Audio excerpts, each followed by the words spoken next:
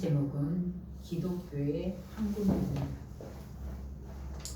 황금률은 최고의 도덕적 가치를 말합니다. 즉 인생에 유익한 교훈을 주는 심오한 뜻입니다.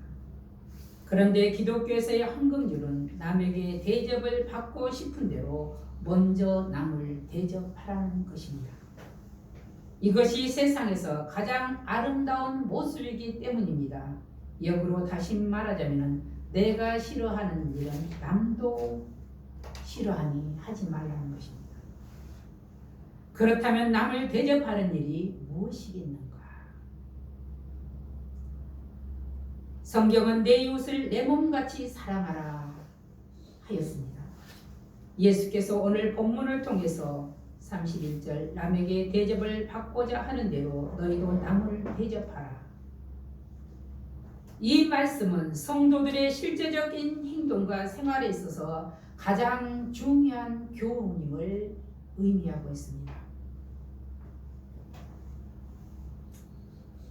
오늘 본문 말씀은 성경 전체를 대변하는 예수님의 설교로서 우리에게 남을 먼저 대접하라 하신 이유는 본래 인간의 본성은 먼저 행하기를 즐겨하지 않습니다.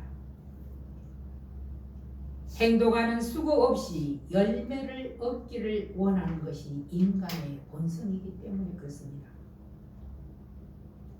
그렇다면 왜 이 말씀이 기독교에서 황금률로 강조되어 있을까 하는 생각을 수없이 할 수 있어야지 하겠습니다. 예수께서는 우리에게 먼저 조건 없이 하나님 나라의 은혜를 주셨습니다. 씨를 먼저 뿌려야 열매를 얻는 것이 이치이기 때문입니다. 심지 않고 열매는 거둘 수가 없습니다. 그런데 인간의 본성은 심지 않고 열매 얻기를 원합니다.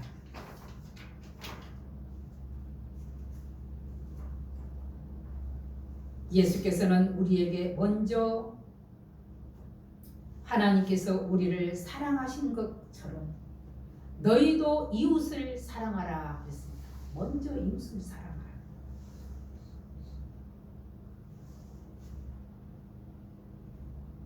성경 곳곳에 아름다움을 심는 사람들이 등장하고 있습니다. 바로 손님을 대접하여 복을 받는 사람들입니다. 아브라함이 세 천사를 대접하는 것을 비롯하여 삼손의 아버지 마노아가 여호와의 사자를 대접하는 사건, 나병 환자 시몬과 마르다와 삭개오가 예수님을 접대하는 사건 등등이 기록되어 있습니다. 이들은 사람을 대접했습니다. 그런데 그 사람들이 하나님이었습니다. 이렇듯 대접하는 자에게 하나님은 결코 손해를 입히시지 않으신다라는 교훈입니다. 그런데 우리 속담에 말이 있습니다. 머리 검은 짐승은 거두지 않는다. 네, 배신은 때리기 때문입니다. 그런데 하나님은 그쪽을 통해서 하나님이 복을 주신 것이 아니라 다른 쪽을 통해서 복을 주십니다. 36절 우리 같이 한번 읽어봅니다. 36절.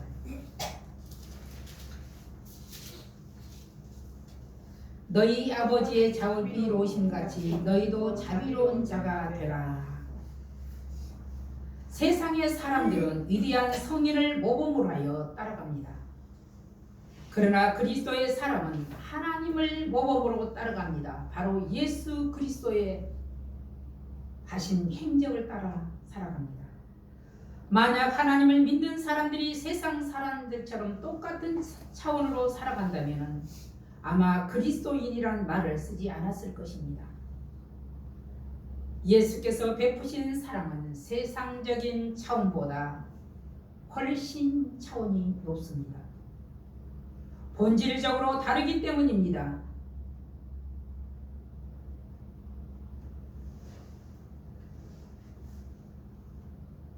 그런데 세상 사람들은 그리스도인들을 평가합니다. 그리고 기독교를 평가합니다. 지금의 정치 현장을 보면 예수님은 기독교가 행한 수많은 좋은 일들을 일체 거론하지 않으면서 조그만 잘못에는 마치 기독교가 무슨 혐오 집단인 것처럼 매도를 하고 있습니다. 이렇게 인간의 사랑은 한계가 있고 이기적이고 계산적입니다. 그러나 주님의 사랑은 이와는 상관없이 이타적입니다. 아무 조건 없이 아무런 보상도 기대하지 않은 채 인간의 죄를 대신하여 십자가에 달려서 돌아가셨습니다. 죄인된 인간을 대신하여 제물이 됐다는 말입니다. 이는 원수 사랑과 용서에 대한 예수님의 가르침의 최종적인 결론입니다. 27절 그러나 너희 듣는 자에게 내가 이르노니 너희 원수를 사랑하며 너희를 미워하는 자를 선대하며 그랬습니다.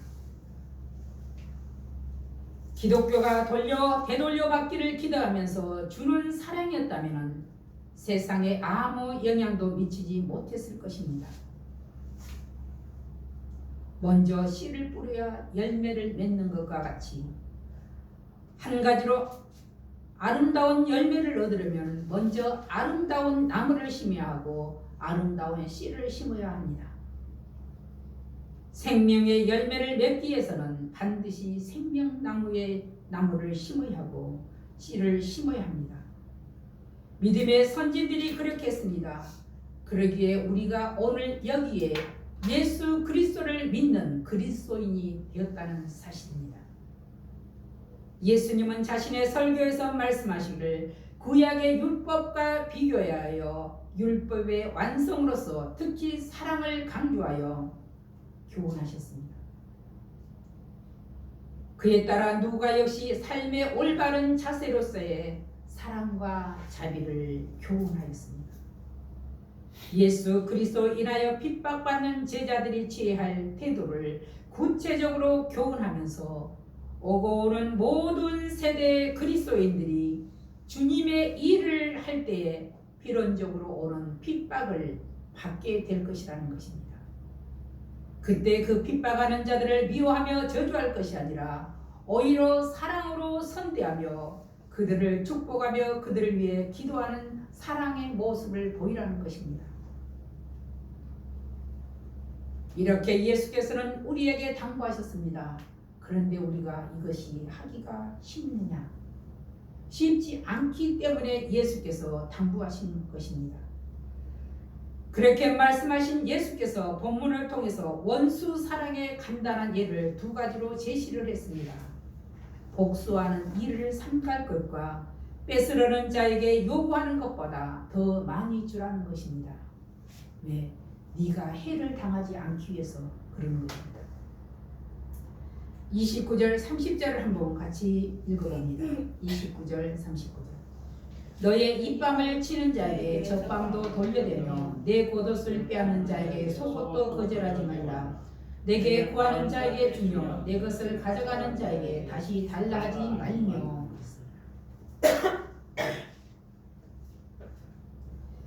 예수님은 이렇게 적극적으로 먼저 사랑을 실천해야 할 것을 요구하고 있습니다. 그런 우리가 29절 30절을 보면은 내가 강했을 때 그들이 내 뺨을 칠 수 있겠느냐 이 말입니다. 나보다 더 강한 자가 내 뺨을 치고 나보다 더 강한 자가 내 옷을 가져가며 내 것을 뺏어갈 수 있다 이 말입니다. 그때 내 것을 그저 주라. 아낌없이 주라. 그것이 오히려 내게 복이라 이 말입니다. 그런데 약한 자들이 이렇게 당했을 때 복수의 칼을 갈게 됩니다. 내가 언젠가 너를 반드시 보복하리라 하고 결국 그가 해를 당하게 됐습니다. 여기서 많은 사람들은 갈등을 갖게 됩니다. 없다고 빌려다는 사람에게 냉정하게 뿌리쳐야 옳은 것인가 아니면 도움을 주어야 옳을 것인가 하고 왜 그런 생각을 하게 되는가? 따라오는 것은 그 사람에 대한 실망입니다. 그래서 예수께서는 말씀하셨습니다. 당신을 따르는 자들에게 죄인들과 비교하여 죄인들을 능가하는 삶을 살라고 말입니다. 주님은 진정한 당신의 제자라면 실생활에서 모든 것을 희생하고 포기할 준비가 되어야 한다는 것입니다. 그런데 우리는 그렇게 세상적인 사랑보다 차원 높은 사랑을 할 수 없는 것이 우리의 현실이고 우리의 수준입니다. 그럼에도 주님은 성도된 우리에게 요구하시기를 죄인들을 능가하는 최고의 도덕적 가치를 지닌 사랑으로 남에게 대접을 받고자 하는 대로 남을 대접하라고 당부를 하고 계십니다. 이것이 기독교의 황금률이라고 하셨습니다. 인간이 갖고 있는 근본적인 문제들을 이런 사랑의 법이 아니고서는 해결할 수가 없기 때문입니다. 그래서 예수님은 사람으로는 해결할 수 없는 모든 문제의 원인이 죄에서 비롯된 것이므로 친히 죄의 문제를 당신의 사랑으로 해결하셨습니다.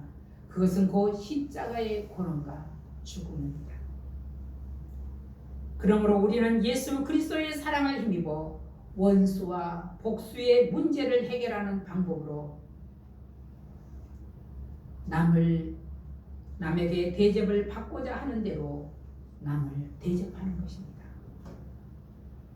그래서 사도 마태는 마태복음 7장 12절에 그러므로 무엇이든지 남에게 대접을 받고자 하는 대로 너희도 남을 대접하라. 이것이 율법이요 선지자니라 그랬습니다. 기독교 윤리의 행동 규범이라 하는 일면 황금률이라고 불리는 예수의 설교 말씀을 기록하여 전했습니다.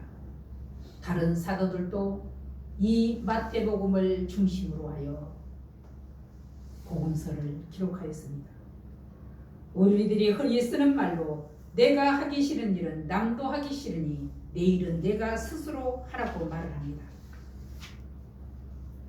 우리들이 하는 말이나 어떤 종교학자나 철학자가 쓰는 생활 속의 규범은 결국 율법의 계명들을 잘 반영해 주고 있다는 사실입니다. 이렇게 사람들과 달리 예수께서는 대접하라는 긍정적인 표현을 사용하심으로 기독교의 황금률이라 한 이 말씀 준수에 당위성에 대해 적극적으로 행함으로 성취되는 것을 보여주셨습니다. 바로 남에게 대접을 받고 싶으면 내가 먼저 남을 대접하라 하는 것이 바로 예수님의 근본 정신입니다. 사랑의 근본 정신이라 이 말입니다. 예수께서 타인에 대한 아가페적 사랑을 교훈하신 후 실생활에서 사랑을 실천함에 있어서 걸림돌이 되는 행동에 대해 구체적으로 교훈을 하셨습니다. 그 첫 번째는 비판하지 말라 이 말입니다. 37절 한번 같이 읽어봅니다. 37절 비판하지 말라 그리하면 너희가 비판을 받지 않을 것이요 정죄하지 말라 그리하면 너희가 정죄를 받지 않을 것이요 용서하라 그리하면 너희가 용서를 받을 것이요 아멘. 비판하지 말라 그리하면 너희가 비판을 받지 않을 것이요 누구나 할 것 없이 비판하기는 잘해도 비판받는 것을 좋아하는 사람은 한 명도 없습니다. 그런데 본문의 이 비판은 단순히 윤리적으로 다른 사람을 비판하는 정도로 말하는 것이 아니라 유대인들의 종교적인 판단과 비판하는 것을 말합니다. 이것은 저주를 말합니다. 그러므로 예수님의 근본 정신을 따라 비판하지 않기 위해서는 먼저 그 사람을 이해해야 합니다. 사람에게 있어서 모든 행위는 그 사람의 처한 상황이 다 같을 수가 없기 때문입니다. 그런데 현대를 살아가는 많은 사람들은 이러한 사람을 이해하려 하면은 내가 왜 그 사람을 이해하는데 하고 따지지 정색을 합니다. 그 마음에 이해할 수 있는 너그러움이 없기 때문입니다. 그런데 쉽게 이해되지 않으면 기다려야 합니다. 그렇지 않으면 오해의 소지가 발생할 수 있습니다. 이해하고 참아줄 때 스스로 깨달을 수 있습니다.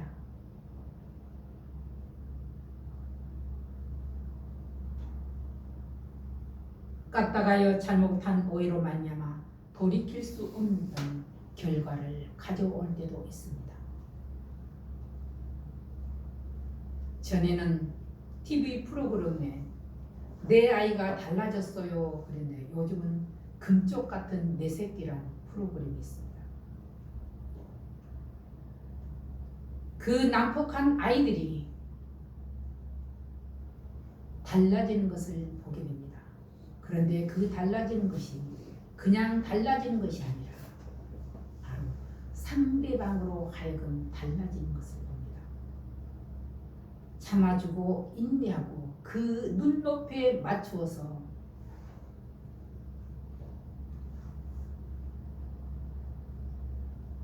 함께 할 때 그가 달라지는 것을 봅니다. 그러므로 우리는 남을 비판하지 않아야 됩니다. 궁극적으로 온전한 비판은 오직 하나님만이 하실 수 있습니다. 우리의 삶에 적용시켜 실행한다면 하나님은 더 기쁨과 칭찬을 우리에게 베푸실 것입니다. 예수님의 교훈 두 번째는 정죄하지 말라 하셨습니다. 정죄하지 말라. 그리하면 너희가 정죄를 받지 않을 것이요. 사람은 누구나 정죄받기를 싫어합니다. 정죄는 모욕을 느낍니다. 정죄는 그 사람의 정신 상태를 황폐하게 만듭니다. 심지어 짐승도 정죄하면 바로 꼬리를 내리고 느낍니다. 그런데 본문에서 이 정죄는 단순히 윤리적으로 다른 사람을 정죄하는 정도의 것이 아니라 하나님께서 인간을 심판하듯 종교적으로 정죄하는 것을 말합니다. 정죄하지 말라. 그리하면 너희가 정죄를 받지 않을 것이요. 그런데 당시 종교 지도자들은 6천여 가지의 조항을 만들어 놓고 백성들을 정죄했습니다. 그래서 예수님은 당시 군림하는 종교 지도자들을 향해서 내가 율법을 폐하러 온 것이 아니라 율법을 완성하러 오셨다고 그들과 상반된 말씀을 선포하셨습니다. 그렇게 선포하신 예수님을 그들은 정죄하고 공경에 빠뜨리기 위해 함정을 만들었습니다. 참으로 딜레마가 아닐 수 없습니다.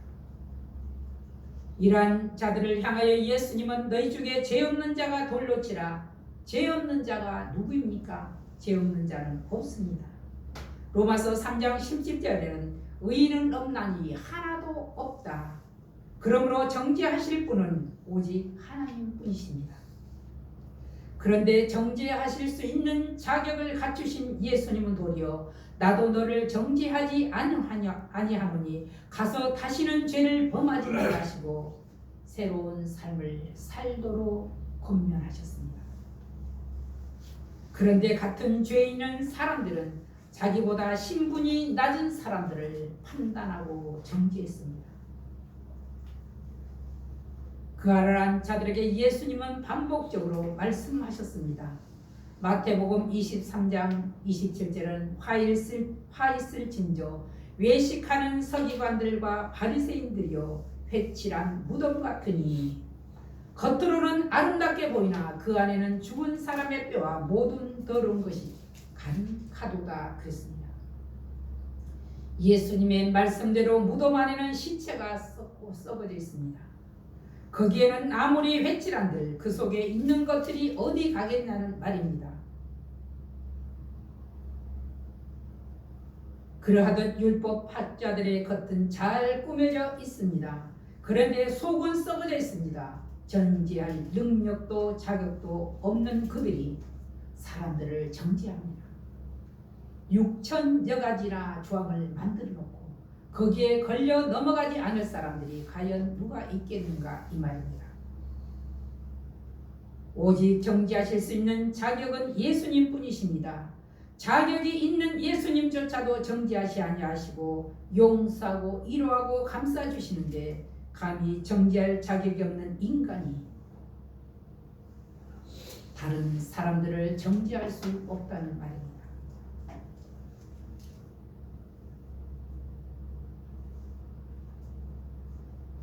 이 말씀을 우리의 삶에 적용시켜 실행한다면 하나님은 더 큰 기쁨과 칭찬을 우리에게 베푸실 것입니다. 예수님의 교훈 세 번째는 너희가 용서하라고 하셨습니다. 사람들은 나는 무슨 잘못을 저질러서 용서받기를 원합니다. 그런데 타인에게는 아닙니다. 남에게는 엄격한 잣대를 들이대면서도 나에 관해서는 얼마나 관대하고 용서를 잘하는지 모릅니다. 우리나라의 용서의 마지노선은 3-4번인데 유대인의 용서의 마지노선은 7번으로 우리보다 용서가 더 많은 것 같습니다. 용서에 대한 질문으로 우리가 7번 용서하리까 그랬습니다. 이렇게 예수께 묻는 질문에 예수님은 7번씩 70번씩이라도 용서하라고 하셨습니다. 이는 용서가 한도가 없다는 말입니다. 예수님의 용서는 한도가 없습니다. 기꺼이 돼야 3-4번이 용서의 마지노선인 우리를 향하여 용서하라 그리하면 너희가 용서를 받을 것이요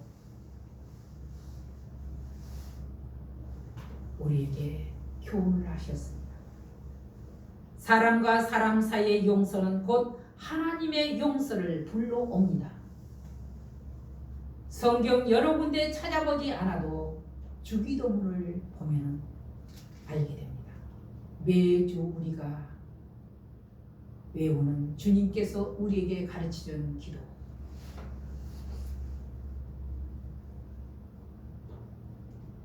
자신의 이해관계의 정도에 따라 상대방에 대한 사랑을 규정하는 것은 특별한 것이 없는 거의 보통의 수준에 불과하다는 것입니다. 하나님의 율법을 존중하지 않는 사람에게 대체로 오늘 본문은 초점을 두고 있습니다. 그러므로 우리는 형제의 허물을 찾고 비난하고 정죄하기보다는 형제의 허물을 덮어주며 용서해주는 사랑의 성품을 가지도록 우리는 노력해야 합니다. 왜 노력을 해야 되는가? 우리의 인간의 본성은 끊임없이 우리 속에서 올라옵니다. 남을 미워하고 정죄하고 비판하고 시기하고 질투하는 것들이. 그래서 우리는 끊임없이 노력해야 됩니다. 그리고 형제의 허물을 덮어주고 용서할 때 또한 이를 이용하려는 마음도 우리는 버려야 합니다. 인간적으로 대해주면 사람들을 그를 이용합니다. 몰라서 그를 그렇게 인간적으로 대해주는 것이 아니라 주의 사랑 안에서 인간적으로 대해주면 그것을 이용하는 사람들이 참 많습니다. 그러나 하나님의 방법은 38절에 나와 있습니다. 한번 같이 읽어봅니다. 주라 그리하면 너희에게 줄 것이니 곧 후이되어 누르고 흔들어 넘치도록 하여 너희에게 안겨주리라. 너희가 헤아리는 그 헤아림으로 너희도 헤아림을 도로 받을 것이니라. 아멘. 바로 이렇게 행했을 때 38절에는 하나님의 상급이 따르는 것을 보여주고 있습니다. 예수님의 사랑을 계명을 준수하면서 사는 자들에게 후한 상급을 주실 것이라는 하나님의 약속입니다. 우리는 때로 야속하고 때로는 억울한 것 같은 느낌이 들고 화가 날 때도 있지만 하나님께서 분명히 우리들에게 약속하신 그 약속을 우리는 믿고 우리는 행하여야 하겠습니다. 너희가 무엇을 심든지 그대로 거두리라.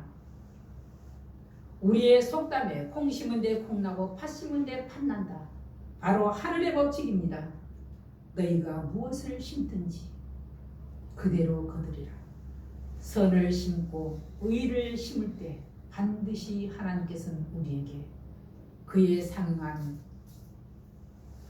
상을 주십니다. 그래서 우리가 이 땅에 살 때 억울할 때 실망하지 않아야 하겠습니다. 기도하겠습니다. 살아계신 아버지 하나님, 너희가 무엇을 심든지 그대로 거두리라. 하늘의 법칙은 심는 대로 거두리라는 것입니다. 그런데 세상 사람들은 머리커먼 짐승을 돕는 것이 아니라고 말합니다. 하나님께서는 반드시 우리에게 심는 대로 상을 주시는 분이심을 다시 한번 깨달을 수 있도록 도와주시옵소서. 인간은 어리석어서 이기적이고 상대적이고 계산적이지만 하나님께서는 때를 따라 우리에게 필요한 것을 채워주시는 것을 깨닫게 하여 주시옵소서. 오늘도 이 말씀이 한 해를 살아가는 우리들에게 바로 나에게 적용시켜 행할 수 있는 귀한 믿음의 신앙을 허락하여 주시옵소서. 예수님의 이름으로 감사하며 기도하옵나이다. 아멘.